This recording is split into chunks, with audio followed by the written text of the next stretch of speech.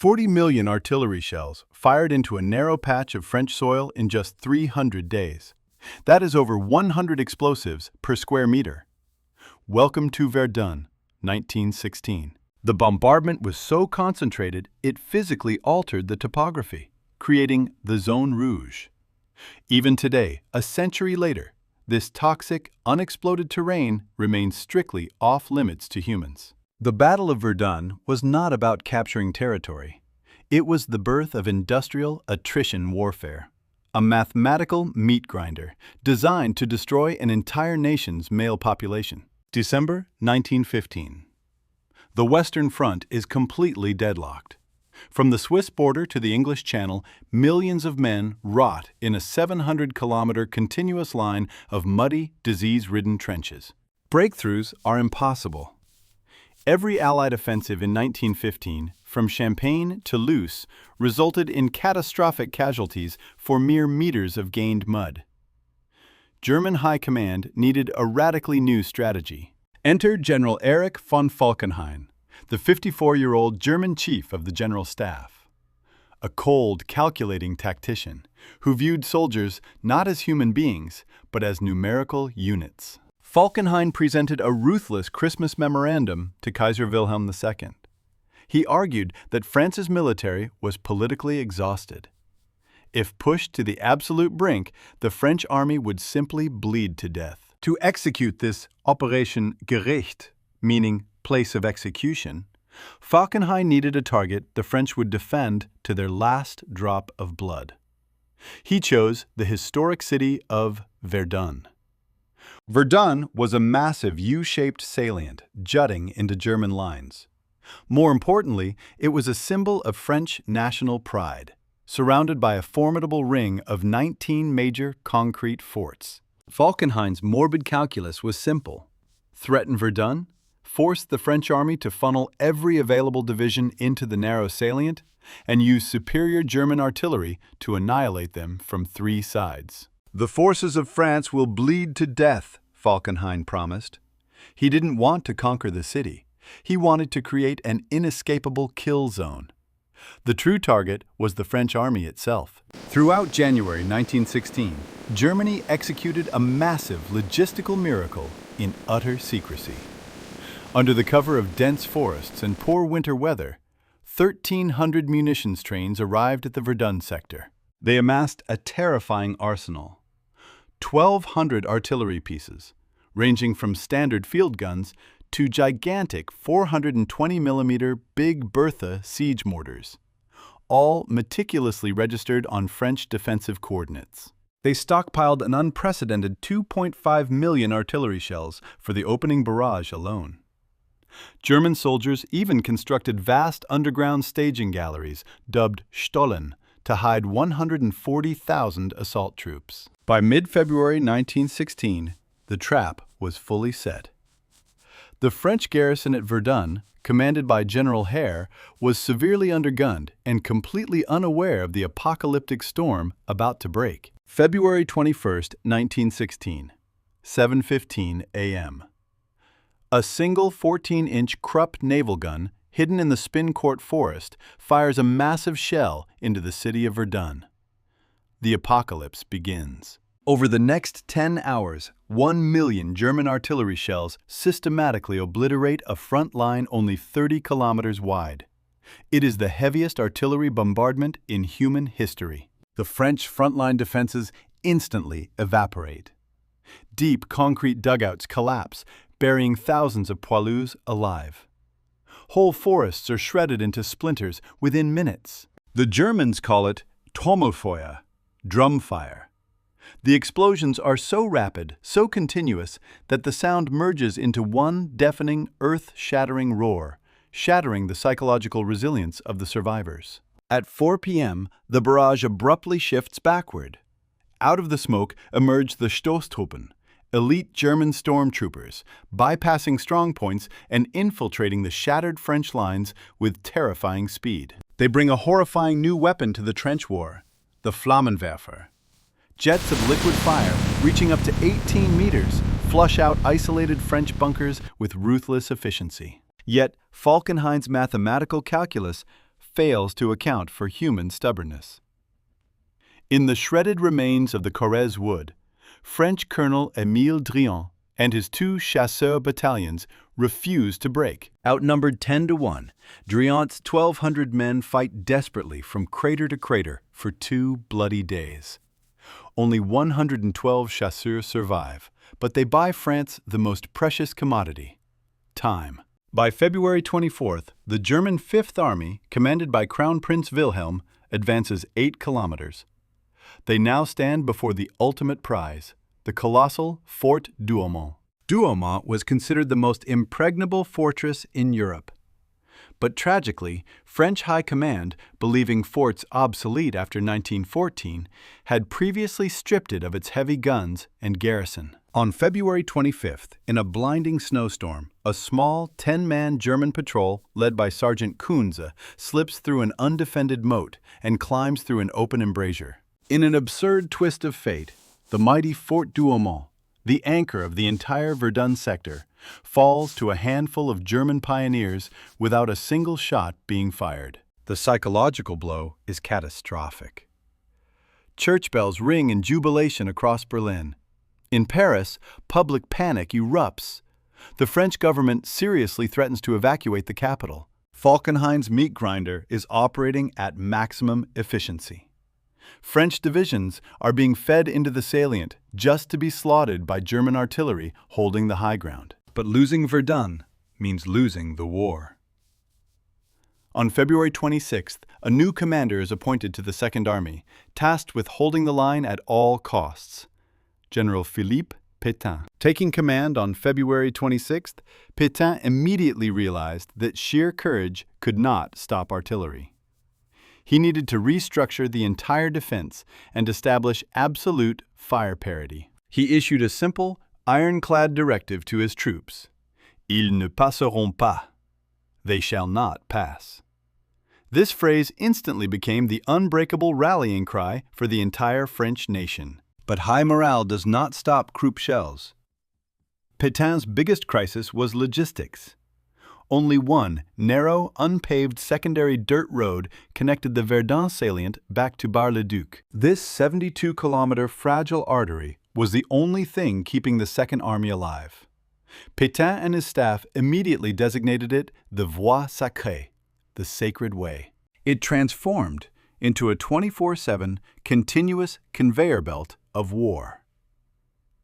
3,500 Bélier and Renault military trucks traversed this muddy track daily, driving endlessly through the freezing rain. At peak operational capacity, one truck passed every 14 seconds. Every single week, they delivered 50,000 tons of ammunition and 90,000 fresh replacement soldiers to the slaughterhouse. Strict, ruthless traffic laws were enforced. No stopping was permitted under any circumstances. If a truck broke down, it was instantly shoved into the ditch to keep the column moving. To prevent the road from dissolving into impassable mud, 8,000 territorial troops and Senegalese tirailleurs continuously shoveled crushed stone directly under the spinning tires of moving trucks. Concurrently, Pétain implemented the Noria system, a brilliant life-saving rotation strategy. Divisions fought in the Inferno for only a few weeks before being swapped out for fresh units. This ensured no single unit was completely annihilated. However, it also meant that by the end of 1916, nearly 70% of the entire French army had experienced the hell of Verdun. By late March 1916, General Falkenhayn realized the French line was stabilizing. His mathematical meat grinder was jammed. To keep bleeding France, he had to widen the offensive. He shifted his heavy guns to target 2 highly strategic hills flanking the salient's left bank: Le Mort Homme, Dead Man's Hill, and the adjacent Côte 304. On April 9, 1916, the Germans launched a massive dual offensive.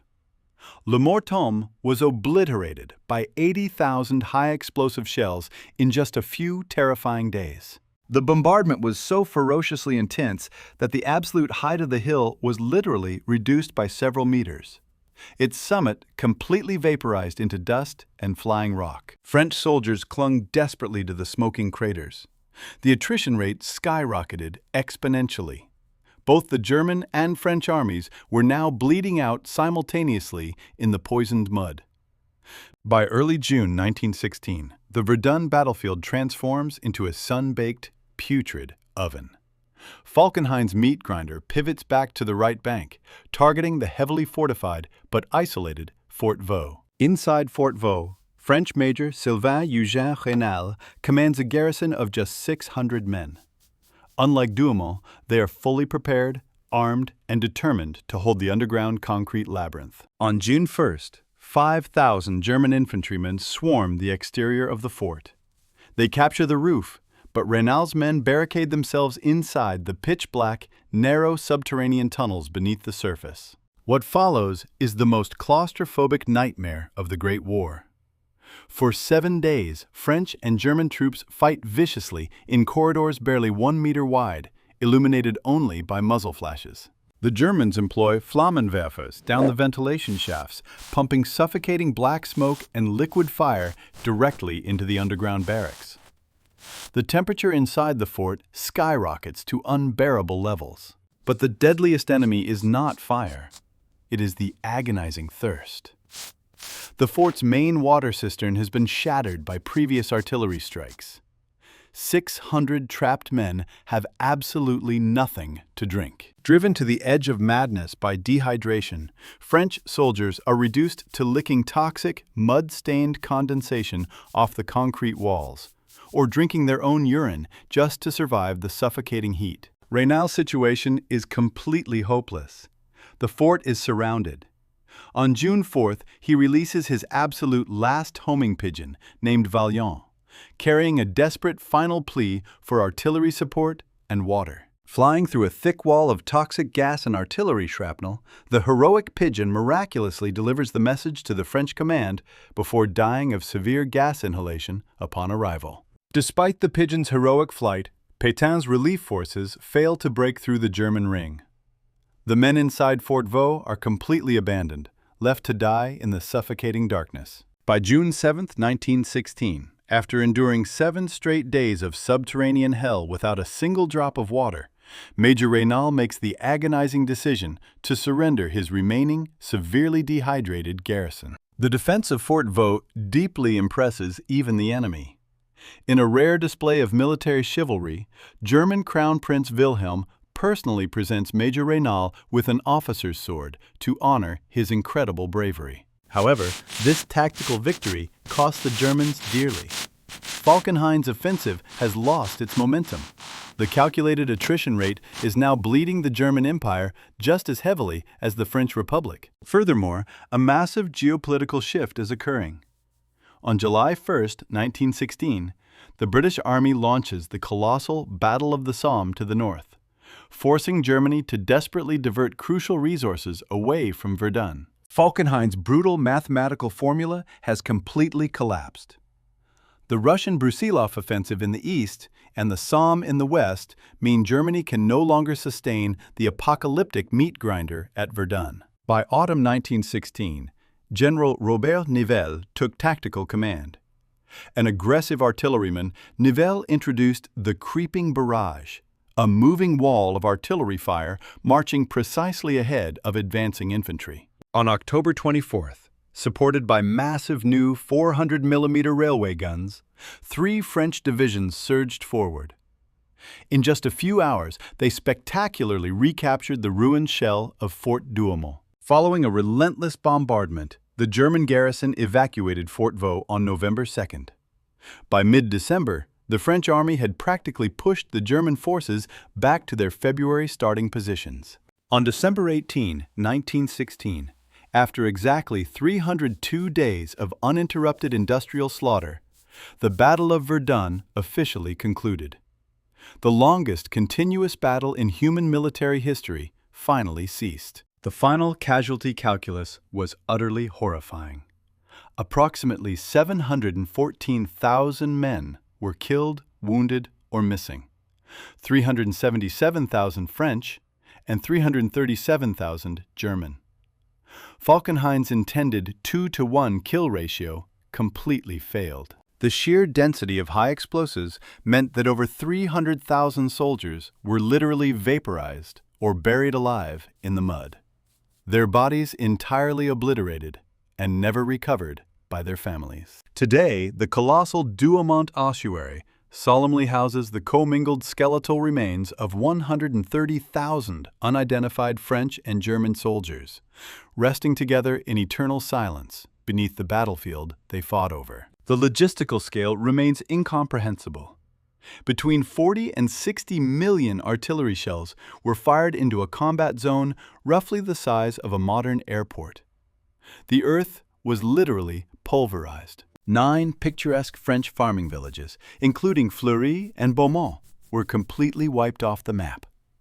They were never rebuilt, officially designated by the government as villages that died for France. Following the armistice, the French government legally sealed off 1,200 square kilometers of thoroughly poisoned, cratered earth, permanently classifying this uninhabitable wasteland as the Zone Rouge, or Red Zone. Over a century later, ecological testing within the Zone Rouge reveals heavy metal toxicity and arsenic levels up to 10,000 times higher than normal, completely stunting natural vegetation. The danger is intensely current. The French civil defense déminage units still systematically extract over 40 tons of unexploded World War I chemical and conventional munitions from Verdun annually. Strategically, Verdun decisively broke the offensive momentum of the German Empire. However, the incomprehensible trauma inflicted upon the French survivors permanently altered the nation's collective military psychology. This deep psychological scar directly birthed the Maginot Line in the 1930s, a colossal, expensive defensive system designed entirely to ensure that France would never again endure another Verdun. Verdun stands today not as a glorious strategic victory, but as the ultimate monument to human endurance and the horrific, mechanized absurdity of modern industrial attrition warfare.